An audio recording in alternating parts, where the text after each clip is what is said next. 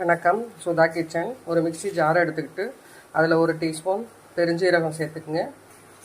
நைட்டே ஊற வச்சு காலையில் சுத்தம் பண்ணி கழுவிட்டு எடுத்து வச்சுருக்கிறேன். அந்த கடலப்பருப்பை அந்த பெருஞ்சீரகத்தோடு சேர்த்துப்போம். இதில் கொஞ்சம் உப்பு போட்டு தண்ணி விடாமல் கொஞ்சம் கொரகொரப்பாக அரைச்சி எடுத்துப்போம். அரைச்சி எடுத்துக்கிட்டாச்சு. தண்ணியே இல்லாமல் தான் நான் அரைச்சிருக்கிறேன். இதில் ஒரு 2 பல்லாரி வெங்காயத்தை சாப்பரில் அடித்து சேர்க்குறேன். சின்ன வெங்காயம் இருந்தால் சின்ன வெங்காயமும் சேர்த்துக்கலாம். இதோட ஒரு 2 பச்சை மிளகாயை பொடியாக அரிஞ்சிருக்கிறேன், அதையும் சேர்த்துருக்கேன். கொஞ்சோண்டு இஞ்சி பொடியாக அரிஞ்சிருக்கேன், அதையும் சேர்த்துருக்கேன். கொஞ்சோண்டு கொத்தமல்லி, கொஞ்சம் கருவேப்பிலை, இதெல்லாம் போட்டு நல்லா பிசைஞ்சிப்போம். எல்லாத்தையும் நல்லா பிசைஞ்சாச்சு. இப்போ இதை உருண்டைகளாக உருட்டி வச்சுப்போம். உருண்டைகளாக உருட்டி எடுத்து வச்சாச்சு. வானொலியை அடுப்பில் வச்சு எண்ணெய் ஊற்றி எண்ணெய் காய்ஞ்ச உடனே 1 டீஸ்பூன் கடுகும் 1/4 டீஸ்பூன் வெந்தயமும் போட்டு பொரிய விடுவோம். பொரிஞ்ச உடனே ஒரு வெங்காயம் சின்னதாக அரிஞ்சு வச்சுருக்கேன், அதையும் கருவேப்பிலை கொத்தமல்லி இதை போட்டு நல்லா வதக்கிப்போம்.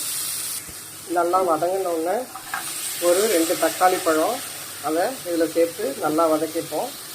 மொத்தத்தில் 3 வெங்காயம் 2 தக்காளி பழம் அவ்வளோதான் இருக்குது. தக்காளி வதங்கிறதுக்கு கொஞ்சம் உப்பு சேர்த்துப்போம்.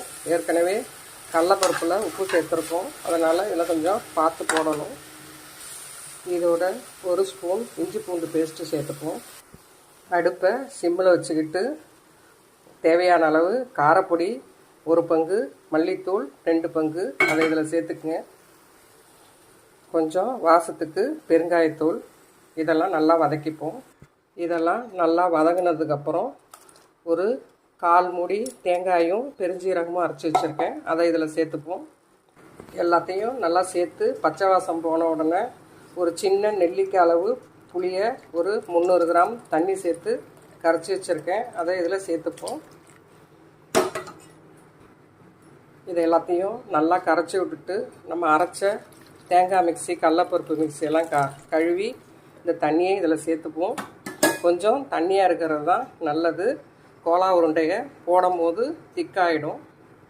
இந்த ஸ்டேஜில் கொஞ்சம் உப்பு பார்த்துக்கிட்டு பத்தலைன்னா கொஞ்சமாக சேர்த்துக்குங்க. நல்லா கொதிக்கட்டும். தட்டு போட்டு மூடி வச்சுருவோம். நல்லா ஒரு 10 நிமிஷம் நல்லா கொதிக்கணும். கொதித்ததுக்கப்புறம் மேலே அப்படியே நம்ம போட்ட மிளகாத்தூள் செவந்து ஒதுங்கும். அப்போது நம்ம அடுப்பை சிம்மில் வச்சுட்டு உருட்டி வச்சுருக்கிற உருண்டைகளை மெதுவாக அதில் சேர்ப்போம். எல்லா உருண்டையும் தனித்தனியாக நம்ம சேர்க்கணும். உடனே கிண்டிடக்கூடாது. கொஞ்சம் மூடி வச்சுருந்து ஒரு 5 நிமிஷம் கழித்து லேசாக பெரட்டி விடணும். நம்ம போட்ட இந்த கோலா உருண்டையெல்லாம் மெதுவாக வெந்து குழம்பு குடிச்சிட்டு மெதுவாக எட்டி பார்க்கும். அப்போது லேசாக நம்ம இதை பெரட்டி விடணும். பெரட்டி விட்டு ஒரு தட்டு போட்டு மூடி வைங்க. சிம்மிலே தான் இருக்கணும். அவ்வளோதான். நம்ம போட்ட இந்த உருண்டைகள்லாம் வெந்து பால் மாதிரி நல்லா மேலே வந்துடும். கிட்டத்தட்ட ஒரு 15 நிமிஷத்துலேருந்து 20 நிமிஷம் சிம்மிலே நல்லா கொதிக்க விடுங்க. இந்த குழம்பு இந்த உருண்டையோட பிறண்டு வந்த உடனே ஓரளவுக்கு ரொம்ப பிறல விட்டிங்கன்னா சுண்டி போயிடும், குழம்பு கிடைக்காது.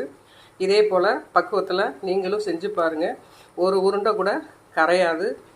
லைக் பண்ணுங்கள், ஷேர் பண்ணுங்கள், சப்ஸ்கிரைப் பண்ணுங்கள், ஆல் பட்டனை கிளிக் பண்ணிக்கங்க. நன்றி, வணக்கம்.